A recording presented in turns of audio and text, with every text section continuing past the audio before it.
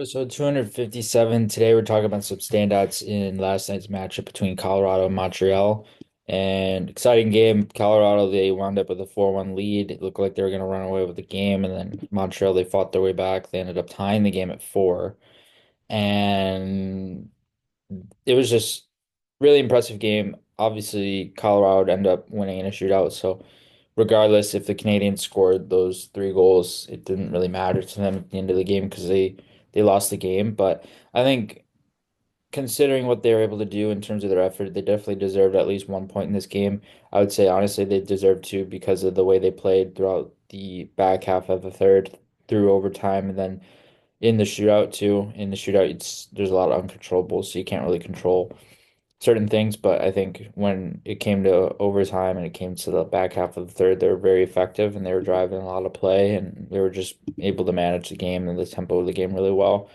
On Montreal's side first, we'll start there. I think Juraj Slafkowski was very effective in this game, two goals, the only player in this game with two goals, and certainly was a player who really looked good. Like just all around in terms of D zone play, I thought he was noticeable. I thought he was noticeable in transition. He was noticeable cutting through the middle of the ice in the neutral zone on entries, and then in the O zone, he was creating a lot of chances individually for himself. I think he was just doing a lot of great work in terms of all around play and being able to be an all facets player. And I think that's what Montreal really wants him to be long term. It's a situation for him where he's got an intriguing amount of upside, and it's up to him to be able to make sure that he really utilizes it and taps into it.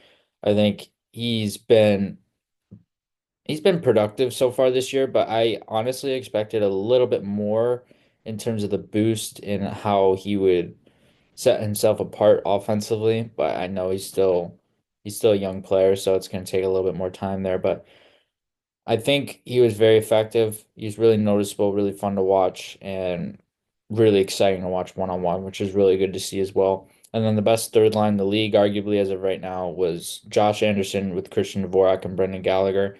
I think this has been a line and a trio that has been extremely effective together at 5-on-5, and the unique thing about that line is they all play big. Like Brendan Gallagher, I believe is 5'8", 5'9", something like that. But he plays like he's 6 foot or 6'1". He plays so much bigger than his size, and then you get two guys who are actually bigger, Christian Dvorak, and then Josh Anderson's is just a pure heavyweight. So those two guys in your line certainly helps and has the additions of being able to make plays offensively, would also be very well rounded defensively and also be a shutdown line. So I think that line, that trio is just creating a lot of havoc yesterday. A lot of situations where they're creating after scrum stuff after the whistle, and they were just creating a lot of different scenarios. So I think this has been a great third line for them. It's worked out really nice and was certainly effective throughout this game. I really like there's a bunch of guys I like. Nick Suzuki, Joshua Roy was really effective. I thought Jaden Struble was noticeable defensively and shutting plays down and really killing plays there. And then I really liked Patrick Laine's game at 5-on-5, and I also liked him in the shootout. He had a sick shootout goal. He was about a foot away from the crease, and he went backhand shelf, and I believe, went bar down. It was a sick goal. I was wowed when I saw it. It was awesome to see.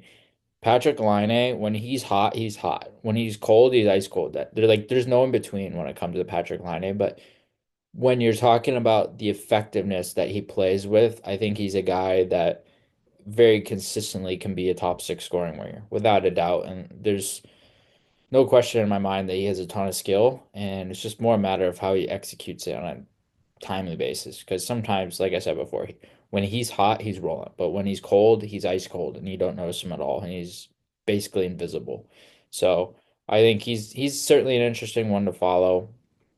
I think he's got a lot more potential that's untapped in Montreal thus far, and he's going to tap into more of that over the course of time. And I'm excited to see how he develops there. I think they certainly have a high potential player and a high upside player who's relatively young, and I think he could work out really nicely for them long term as well.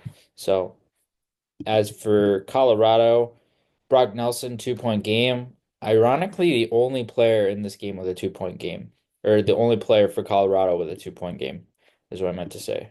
Because the other only player to have a multi-point game was Juraj Slafkovsky with the 2 goals. But Brock Nelson, really effective in transition up ice. But it was so weird because I actually noticed more guys more than I did Nelson.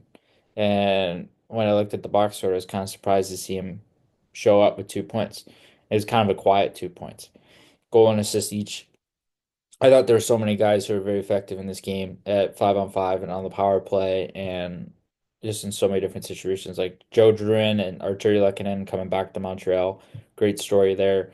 And like guys like Ryan Lindgren, Sam Malinsky getting on the score sheet early on in the game, which was really surprising to see. Marty Necas, of course, scores again with 1 goal, 3 shots. Val Nichushkin with an assist, Devon Tays with an assist. Like a lot of guys who were engaged up and down the lineup. Charlie Coyle actually had a really nice pass to Miles Wood in the slot. Really nice saucer pass, I remember early on in the game. And I thought Coyle's relatively effective too. Just being able to make plays, being able to generate with speed, being able to move with speed, move with pace. And I think with Charlie Coyle, he's a guy who brings he's not gonna bring a ton of offense, but he's gonna be more of a shutdown, reliable type of player. I think he's at the stage of his career where he's gonna start to wind down a little bit offensively versus what we've seen in past years from him in Boston. But I think there's certainly more potential of him for him to be able to climb in the Colorado lineup, and he could very well be a really good fit long term there. So we'll see what happens and how that situation plays out. And I think him and Nelson were just really good ads, and they've slotted in almost seamlessly to this lineup, and they've just made Colorado deeper at the center group. So that was really nice to see from those two guys. Joe Drouin was really noticeable as a playmaker. I really liked his game, and you didn't notice him a ton. There's some flash, some not so flash, but in terms of his puck skill, he was driving the play a lot of the time as well.